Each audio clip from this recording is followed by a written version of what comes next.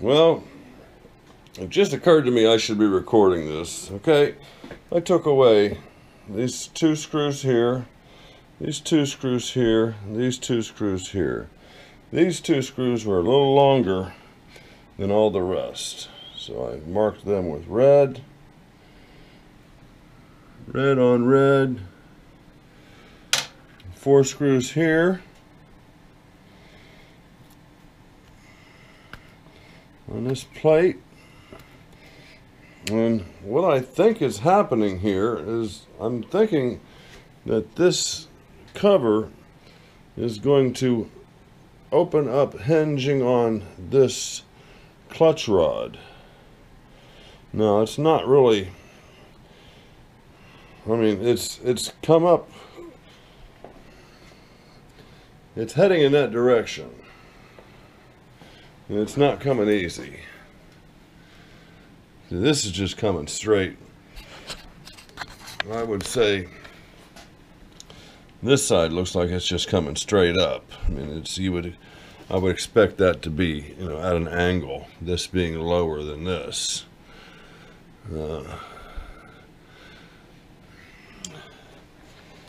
Okay, this is the carriage travel, and this is the cross slide travel. When I look down into the shadow, it makes it look like that is cracked. But all this will clear. It clears the thread dial, this here, clears this. There's all indications that this thing is going to fold over.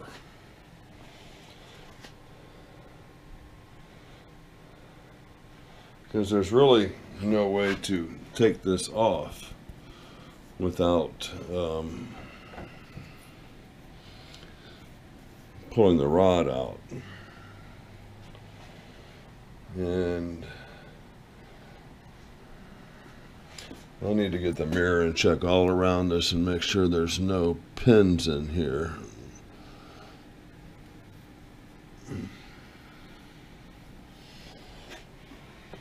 So let me get my hands cleaned up a little bit.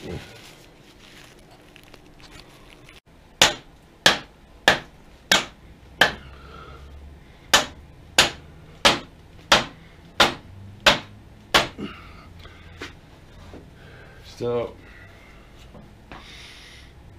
okay, this can go down quite a bit. That doesn't take much.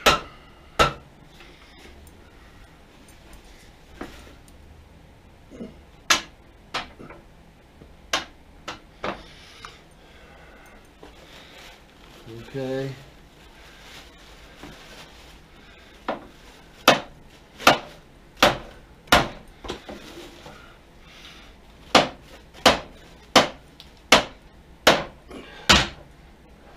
There we go.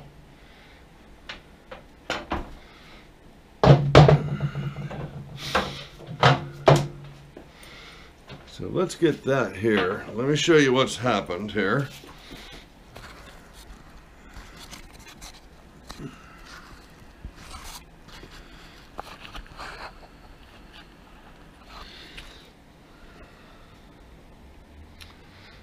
That is all coming off together. So that is how it comes off. And I am going to bring it straight up. I'm holding something with my pinky here, underneath here.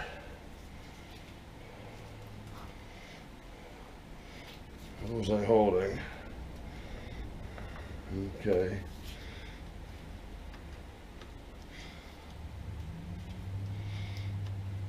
Okay, that is a, I need to move this.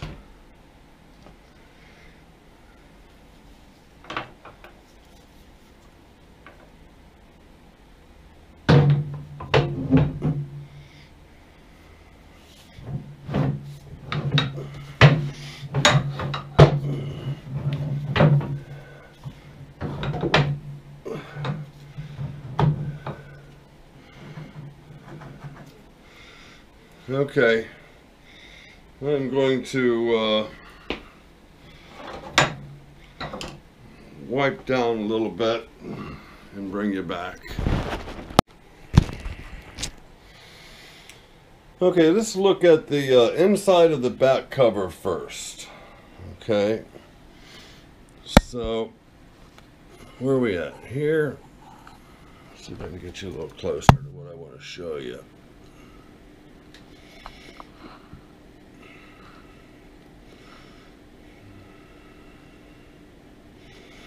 It's just not going to do it. There it is. It's balanced. Okay, this shaft here goes from the back of the saddle out to the front, and this is the, I'm missing the knob here, but this is what allows the main carriage wheel to spin free. Now it has a key here. You can see now when you push this, you can push this key in and push the knob at the top down, and then that key goes out of play. It goes tucked in. Pull it out and the key comes back. So there's that. And there's one or two more things that I want to show you on this casting.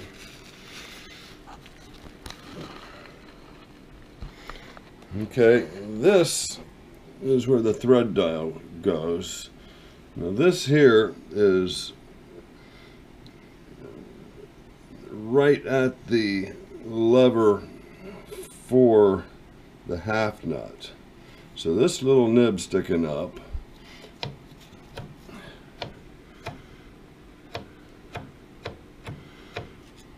clearly just does that. And I think that is there just to support that move. That pin nib is going to sit in here. Has nothing to do with engaging the half nut, which is done in the front here.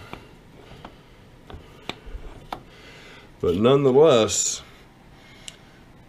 it has something to do with this sliding. And I don't know if that's just kind of a balance of power thing. Kind of a, I don't know. We're not going to mess with any of that. That all seems to be adjusted fine. Looks like a very nice system.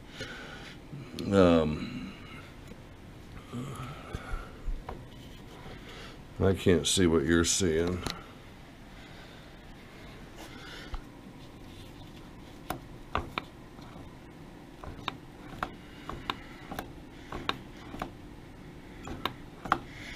Okay, now let's go to here. Now, we mentioned when we took my apron off, I was telling you, I showed you two screws that I could remove from the top of my apron. No, I'm sorry. I showed you two screws I could remove from the top of the carriage just by using a magnet. And look what I found. Does that look familiar to anybody? Anybody else know what that is? That is the missing part to hold this carriage down to the ways. It's been down in here the whole time. I feel like it's going to be a very easy fix, and I also feel like there's a lot of crap down in here. I did look at all the teeth, and I'm not seeing any broken teeth. Here are three copper lines that feed the saddle. I'm sorry. Yeah, I got it right for a change.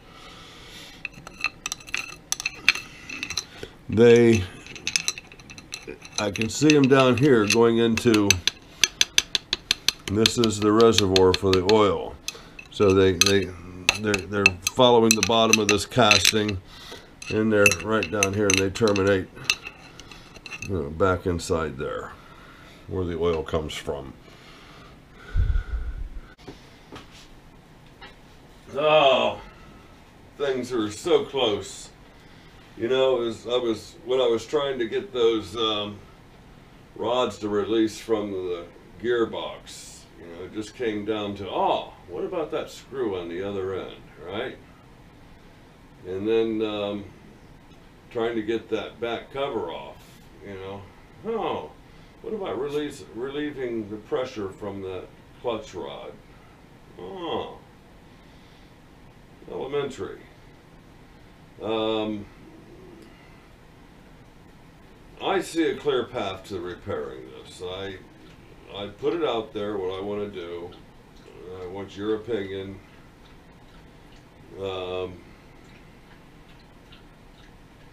I can't see there being any other route to go, but I'm still willing to listen.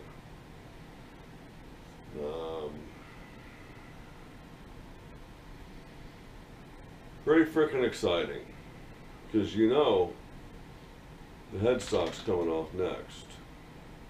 You know, I already know I can take the rear gears out.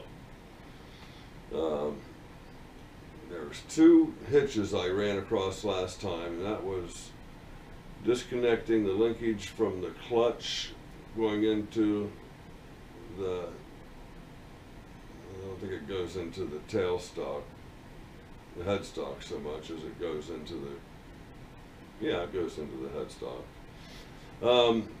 The clutch linkage going into the headstock was tricky. It was probably an easy solution.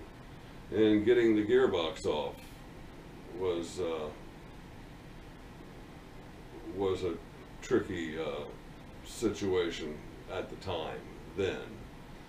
Now that I've got that plate completely off, I can manipulate the gear shifter, which was the sticking point to me before.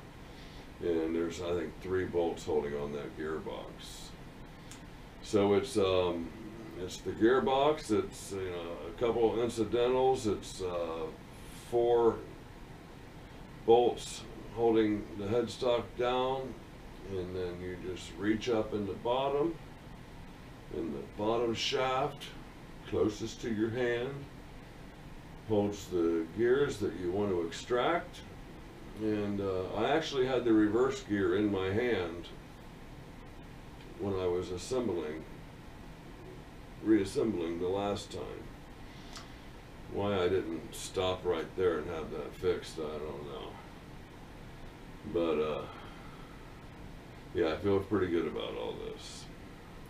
So what do you think about me beating the shit out of that shaft, driving it through? Now, the one person I witnessed taking one of these aprons apart made the statement that there's no screws, there's no pins, everything is pressed. And I have to, from what I'm seeing, I have to agree. Now, the apron that he took apart, the same as my apron, not exactly. I'm going to go back and review his video and look a little closer in, but for comparison, now that I actually know what the inside of mine looks like. And I'm babbling, of course I am. It is, I need to get my clutch knob on from, no I don't either because I'm driving, yeah I do. I can do that after I drive the shaft out. It's 7:30 p.m.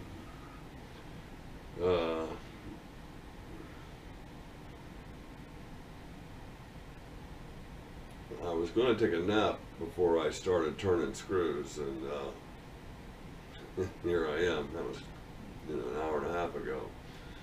So I might lay down for a little bit and wait for your response, or I might just start beating on that thing with a hammer. Yeah.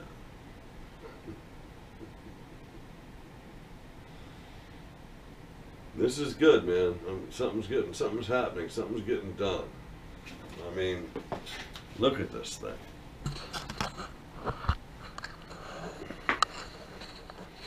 Huh? See, I gotta look and see what you're seeing now. There we go. The screen back here in the back kind of goes dark after a minute, which is good because it saves the battery. But then I gotta wake it up. Now this here is kind of a...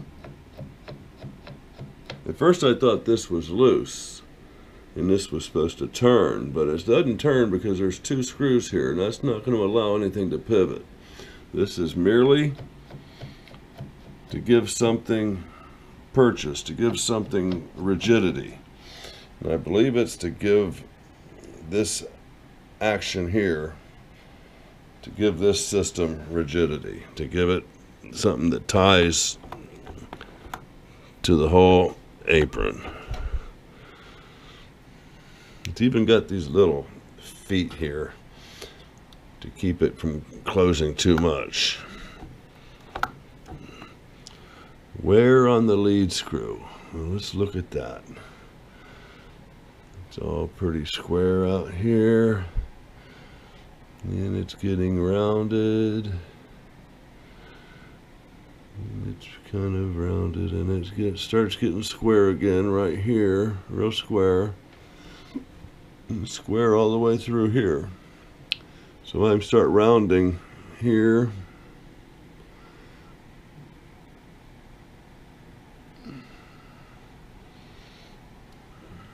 Well, a good portion of it.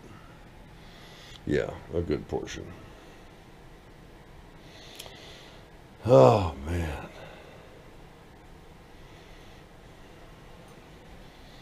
Just in case you want to just kind of look at it. I'll stay here with you. Show you that. And I think that is to take run out. Let's take weight run out. Pulling that, taking the slack out of something.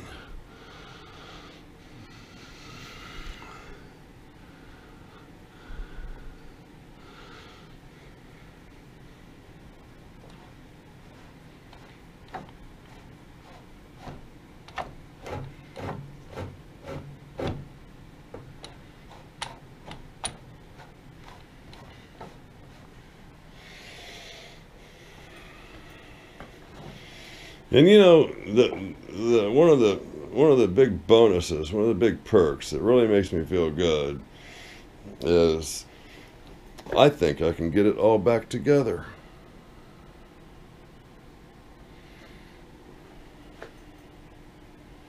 And have it work. Okay, the GoPro says it's too hot. Forgive me the way I look here. I just threw the same t-shirt on I had and pants I had on last night. But the GoPro says it's too hot to operate any further. So like and subscribe, tell a buddy, bring a friend.